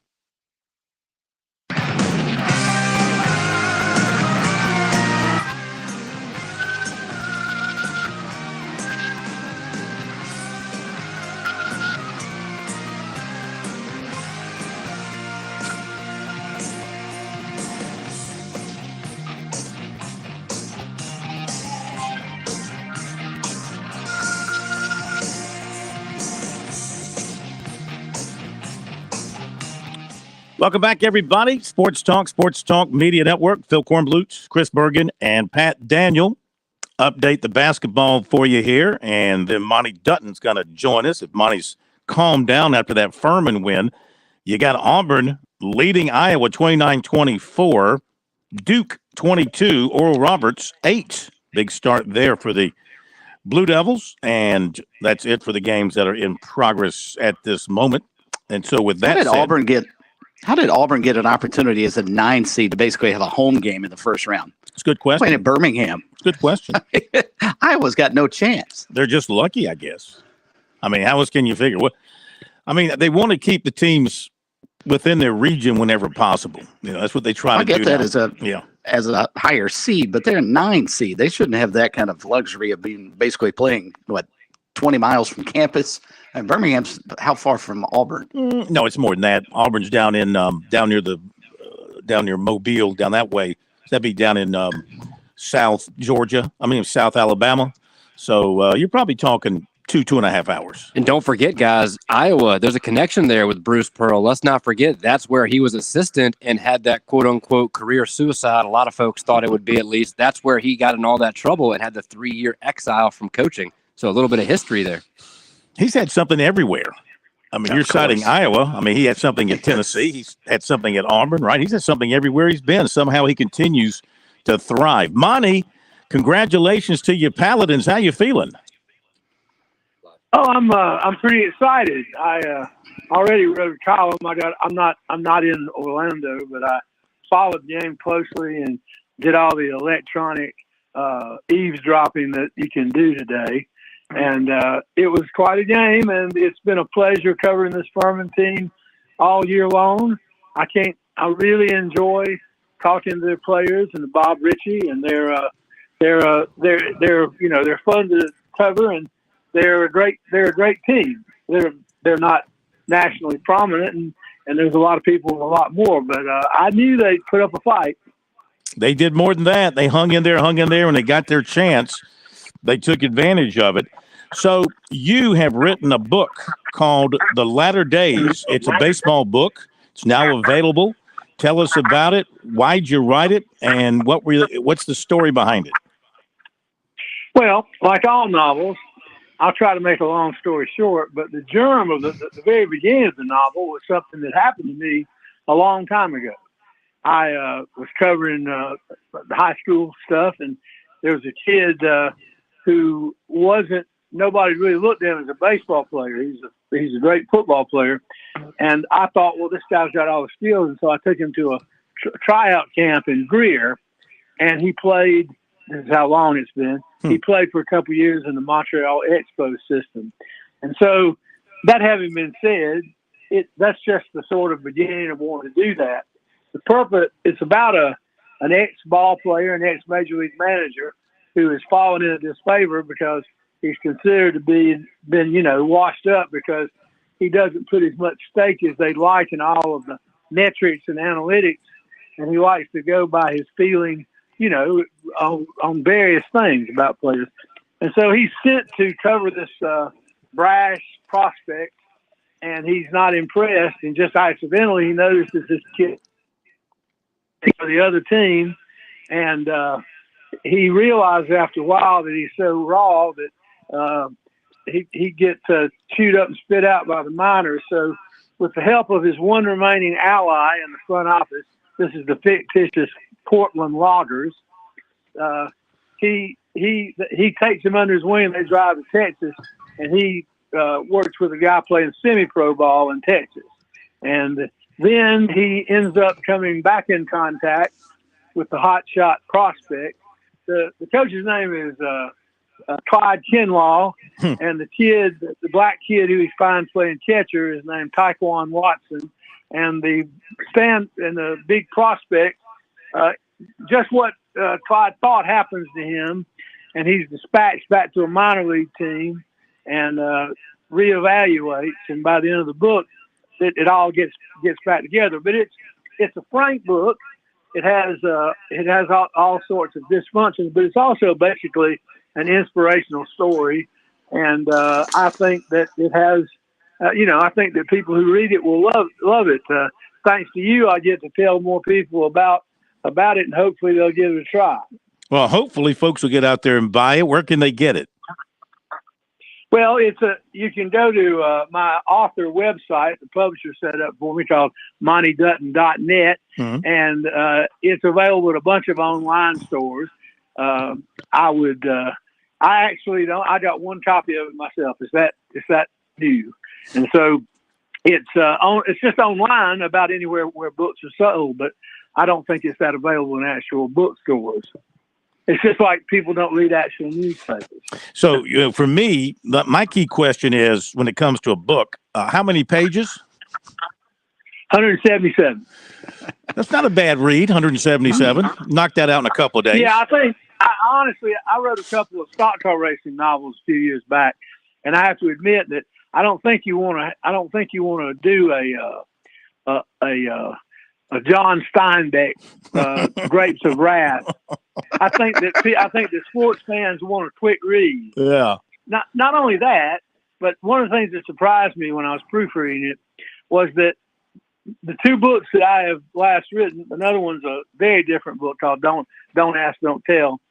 When I was reading them, I felt like I was reading two different authors. And the reason is, and this was actually intentional, but I'd forgotten about it, is that Don't Ask, Don't Tell is written through the eyes of a writer, and The Latter Days is written through the eyes of a baseball coach and scout. And so it has a different style. And I actually, when I read it again, I was like, wow, who wrote this? Oh yeah, that was me. And so it's a pretty easy read, I think. And I think it's got parts that are very funny. And Clyde is far from perfect, and the other characters are too. But it makes a good. It's ultimately inspirational and triumphant. Sounds like a really good read. Sports fan or just somebody who likes to read a good book. Monty, thank you. Good luck with it. Let us know when we can talk about your next novel. I hope there'll be one. I need this one to sell well and make it worth my time. I had never made a lot off these books, but I've never had a publisher like this. They actually contacted me because they like Don't Ask, Don't Tell and wanted to republish it. And I said, well, I'll tell you what, throw this baseball novel into the deal and you got a deal. So that's the way it worked out. And I appreciate you taking time off from all the other busy things going on in the world. And ever since Furman won, I hadn't been able to pay attention to the other games much, but I was hoping there'd only be one big upset today, but Princeton pulled one off too. They did. I guess this would probably rank in Furman sports history. Of course, winning the football national championships got to be up there number one, and maybe beating South Carolina in football has got to be up there pretty high. Winning a tournament game back in '74, they beat South Carolina then. That had to be ranked pretty high, but this might be next to the national championship. This might be number two on the list at this point. Well, I think Coach Ritchie, who is a great coach and a great fella, but he's sort of hardly objective. He's talked a lot about how he thinks this is the greatest Furman team ever. Well, until today, I think now he has a legitimate argument because Furman was really good a long time ago, and I'm old enough to remember that. But they're 28-7. But one thing you have to temper that is that 40 years ago you didn't have you didn't play that many games when you won the national championship. Mm-hmm. So you have to compare all those things. But this was when you beat Virginia, you have, I think next year, by the way, you need to watch Virginia. If they win their first game, they're going to win the national championship. But Virginia loses a lot of first games in the NCAA tournament. They do. But they're very well coached, and it's really good. I think it says a lot for your program when you, in that situation, can beat a team that is defensively as good as Virginia is. And so it's quite a feather in the Paladins' cap, and you have to cherish them because they don't happen every day, and sports fans never realize that success is fleeting, and you should appreciate it while it's there. My friend, great having you with us. Good luck with the book. We'll talk to you again soon. Thanks, Monty. Okay, thanks, Bill. Thank you very much. Chris. Monty Dutton, name of the book is The Latter Days. It looks good. I'm looking at a copy of it right here online, and you can check it out, cityofbooks.com, and just do a search for it, Monty Dutton or The Latter Days, if you're interested in something related to baseball. Looks like it'd be a really good read. Let's get to the recruiting report, and then we'll hear from Dawn Staley. Our recruiting report is, of course, brought to you by Seawells. Hopefully you can get over to Seawells tomorrow for the daily luncheon buffet, 11 to 2. It's only $13. You got something coming up that needs top quality catering. Well, Seawells, they are the folks to call. That phone number is 803-771-7385. Let Seawells help make your event a memorable experience. Learn more at SeawellsCateringSC.com. So in recruiting today, son of former Gamecock star Willie Alford went over to USC today. Receiver Zy Alford, 5'10", 165. He's out of Gray Collegiate in Columbia. He's a budding prospect in the 24 class. Last season had about 1,000 yards receiving and 9 touchdowns. He's picked up offers from Campbell and Charlotte. Went over to USC today to watch the Gamecocks in their second practice of spring practice. Of course, he's been there a lot, having had a father who was a standout safety during the Lou Holtz era. His dad coached in Florida and then came back to South Carolina, was at Oceanside Collegiate, and that's where he played last year. And then the dad took a job at Gray, and that's why he is there now, played there this past season. When I say last year, I meant the previous year, and then this past season at Gray, if you follow along there. He's been talking to USC recruiter Jody Wright. They like how he's explosive, how he can change directions. They want him in camp, and then they'll talk more about a possible offer. He would love to get an offer from the Gamecocks. He's going to North Carolina Central on Saturday. He also plans to visit Wofford, Appalachian State, Wake Forest. He was at James Madison earlier in the month. In January, went to junior days at Coastal and Florida State. Last spring, he visited USC for their spring game. Safety Kaj Sanders, 6'1", 175, Orodale, New Jersey, set an official with USC for June 2nd. Also has Penn State June 23rd. He was at USC for a junior day, January 21st, heavily recruited. Clemson offered wide receiver Bryant Westco, 6'2", 180, Midlothian, Texas. He was in for a visit this week. Also a standout in track in the high jump, long jump, triple jump. 56 catches, 1,072 yards, 12 touchdowns last season. 2025 safety DJ Pickett of Tampa was in to see Clemson yesterday, and he was at USC the day before. The Gamecocks have offered. He's got a lot of big-time offers. He had 38 tackles, 4 interceptions, 3 pass breakups last season. He's also a receiver, and he had 43 catches, 886 yards, and 12 touchdowns. Safety Cameron McKell of Statesboro, Georgia, plans to visit USC on Saturday. He last visited last season for the Georgia State game. He also plans to visit Tennessee and Georgia Tech in April. His most recent offer was from Indiana. Wide receivers of Marion Lang, Palmetto, Florida, plans to be at USC on Saturday. Also, we have, looking for something new here, USC offered offensive tackle Ethan Callaway, 6'7", 300, Lake Norman, North Carolina. His dad played at Florida State. He visited there last weekend. He's also been to Florida, Tennessee, Penn State, and NC State. USC offered 25-corner Jet, J-E-T-T, Jet White, 6'2", 160, Los Alamitos, California. He also has Alabama, Arizona State, Louisville, and Miami. USC and Clemson target 25 offensive tackle David Sanders of Charlotte, offered by Miami. Dutch Fork quarterback Alium Ampler going to enroll at FAU, compete for a walk-on spot with the Owls. That's Tom Herman. Now to basketball. 6'8" Citadel grad transfer Stephen Clark made an unofficial visit to USC yesterday per John Whittle of the Big Spur. He was all SoCon this past season, 16.6.5 rebounds. Stock Risers says USC's reached out showing interest in Temple transfer 6'11" Jameel Reynolds and 6'11" Eddie Lampkin from TCU. Some new entries in the portal, John. USC forward 6'8" Daniel Hankins Sanford has gone in as of today. That's 4 from the Gamecocks. From Coastal Carolina, 6'9" Issam Mustafa. Say goodbye, Chris. Yes. 1,000 points in his career at Coastal, averaged a double-double this season. You kind of anticipated he might be on his way out, and it's sad to see him go. Really, really good kid, too. Mm-hmm. Enjoyed getting to meet him over the years from Cairo, Egypt. Yeah. Who knows where he'll end up? I mean, is he good enough to play up another level? I would think so. 6'9", he's got a real big body, good frame. He's been beaten up a little bit, though. That might be somewhat of a concern. He's had shoulder issues, but he's talented, and he can get on the glass for sure. Okay, and the USC women offered 2026 6'1" McKenna Wolichko of San Bruno, California. There you go with recruiting. Speaking of the USC women, we'll hear from Dawn Staley after the break, get a few of her thoughts about the opening of the NCAA tournament. They're the number 1 seed. They're the number 1 team. They're the undefeated team. They're on a 38-game winning streak, 40 in a row at home. I tell you, they've handled all this very well. It's hard to win. I think it's even harder to win when everybody expects you to win, and not just win, but win big. So she'll address the upcoming tournament when we come back.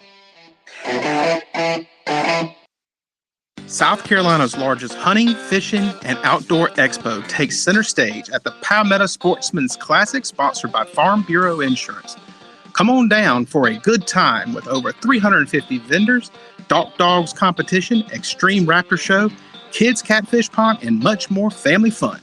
Hope to see you at the Classic, March the 24th through the 26th at the South Carolina State Fairgrounds.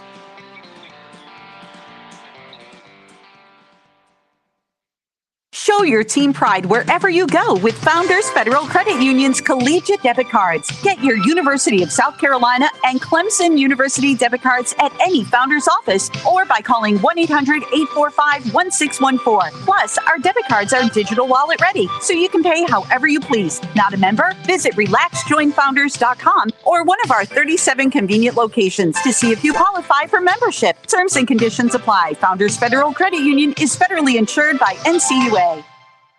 Parents ask, what's the best way to save for college? I'm State Treasurer Curtis Loftus, and my answer is always open a Future Scholar 529 college savings account. It's easy. You can get started online with any amount. It's flexible to adapt to your child's college dreams, and you can deduct 100% of your contributions from the South Carolina state tax return. So what are you waiting for? Go to FutureScholar.com and see why it's the smart, easy way to save for college. FutureScholar.com. George Bryant here for Tsunami Bar Sports, and some say the fun is in the winning. I say the fun is in the training. And Tsunami Robbie, what do you say? George, we all know you get more done when you're having fun. This technology is different. It's engaging, but it's also a lot of fun to use. Hi, this is Phil Kornblut. Be sure to click on the digital ad on SportsTalkSC.com and get 5% off any Tsunami Bar order using promo code BBB5. Don't wait. Order today. Life. It has its ups and downs. Sometimes it's little things like hitting every red light or dropping your cell phone. Maybe it's the bills, rent, or pressure at work. But when it comes to the South Carolina Education Lottery, you should never feel like playing will solve everything. The lottery is a game. It's played for fun. So set a dollar amount. Expect not to win and make sure responsibilities, family, friends, and work come first. Visit playresponsibly.sc.com.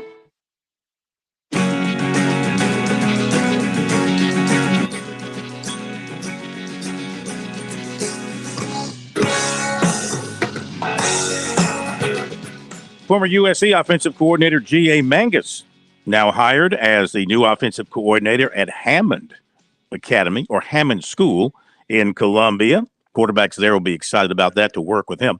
All right, Dawn Staley from today, USC women's coach, getting ready for the start of the NCAA tournament. Here we go with some questions. Don't know not to put too fine a point on it, but does Aaliyah Boston deserve a statue out front? She deserves to be in a statue, meaning I think this entire class deserves to be just lifted up. And if it's, in a statue form, yes, but they're deserving of something, of us really celebrating them and what they've meant to our, to our program, to our university, to the city of Columbia and the state of South Carolina. I seem to recall with Aja, there have been some maybe things behind the works. Maybe it's kind of announced at her graduation. Have there been any talks about that with Aaliyah? None. Coach Sam Purcell was talking a little bit yesterday after their win in the play-in game about an SEC text thread and just like coaches kind of encouraging each other. So what's sort of the unity like between the SEC coaches right now? Were you a part of that conversation that was happening yesterday? Yeah, I was on the text thread. I mean, it's a incredible time of the year.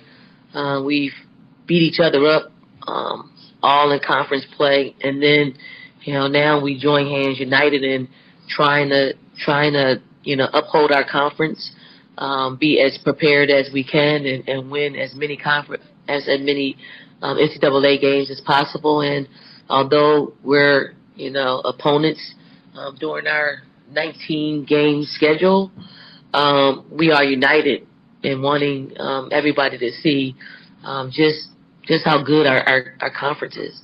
Kind of obviously different opponents. How much are you trying to keep things the same from last year from a preparation standpoint versus trying to flush that and focus on something new? Is there a balance you have to strike? No, I think last year I've been saying the same thing, which is we're going to be the habits that we formed. We did it last year. I don't think you need to change. I think depending on what type of team you have, we have virtually the same team, and we've gotten to the point where we're very comfortable with our point guard play, because that was in question in the beginning of the season, and it took some time for us to get to where we are. I just think we have 2 point guards that really are locked into each other and wanting each other to do extremely well, and they're very different in how they see the game, but they're joined together in making sure that they are running our team and managing and doing their part, so we continue to win. Dawn, this is the second year in a row that you guys are hosting a HBCU. Last year was Howard, this year with Norfolk. I don't know how much you think about that, but just kind of like, what are your thoughts on, kind of the opportunity to do that and hosting a team like that? Yeah, I mean, it is the second year, and I think we're fortunate. I think we're fortunate to play in HBCU. One, because on the biggest stage, if we're the number 1 overall seed, there's so much publicity that's going to be drawn to our game, and it can certainly help. And I don't want anybody to take it in a bad way. It can lift their profile up and make it a lot more meaningful because of the platform that they're on. Because they always get they draw a tough bracket, but they're going to come in here ready to rock and roll and do what they've done all season long. We have to be prepared. We have the most pressure on us, but also just beyond basketball, I think it's a great experience, and I hope that our community shows them, as well as South Florida and Marquette, a lot of Southern love. Mm-hmm. All right, there you go. Dawn Staley. Tip it off tomorrow afternoon. Update: Duke leading Oral Roberts 40-23 at the half. Auburn over Iowa 31-26 at the half. Those are the only two games going on. Nope. Colgate and Texas are 7-7. And Northwestern leads Boise 22-16. Coming up, Northern Kentucky and Houston, Louisiana and Tennessee, Penn State, Texas A&M, and Asheville, UCLA. We got some baseball. Alabama, Florida, scoreless, middle of the fifth. Ole Miss, Vandy, 2-2, bottom of the third. Virginia leading NC State 2-0, bottom of the third. Final thoughts, Chris? Oh, just a great day today. And again, congratulations to Furman. Boy, they have done our state well, and wish them all the best on Saturday. Yep. Look forward to following the Paladins. We'll be covering the USC women tomorrow. Talk about it all tomorrow night. Have a great one, and we'll see you tomorrow.